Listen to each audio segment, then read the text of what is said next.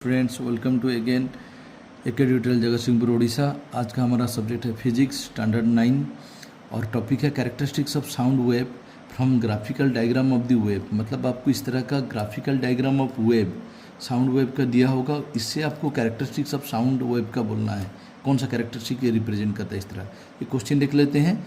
Observe the following graphical diagram and answer the following questions. मतलब ये diagram को देख के आपको कुछ क्वेश्चन का आंसर देना है। पहला क्वेश्चन देखते हैं क्या है। What is represented by the graphical diagram. ये जो डायग्राम दो दिया है आपको, ये दोनों डायग्राम में क्या रिप्रेजेंट कर रहा है। सेकंड क्वेश्चन बोला which wave characteristics determine pitch of sound. इनमें से कौन पिच ऑफ साउंड को डिटरमाइन करता है। What is the relationship between pitch and frequency. Frequency और पिच में क्या रिलेशनशिप है।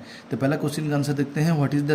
What is represented by the graphical diagram. ये ग्राफिकल डायग्राम जो क्या रिप्रेजेंट करता है ना, ये टू, इसका आंसर सोल्यूशन देखते हैं। The two graphical figure represent the same amplitude but different frequency. आप देख सकते हैं यहाँ पर ये एम्पलीट्यूड और टाइम को लेके दोनों जो ग्राफिकल वेव दिया है, वेव डायग्राम दिया है, तो यहाँ पर हम क्या बोल सकते हैं, तो सेम, ये दोनों में क्या है, सेम एम्पलीट्यूड है बट डिफरेंट क्या है हमारा, same amplitude but different frequency.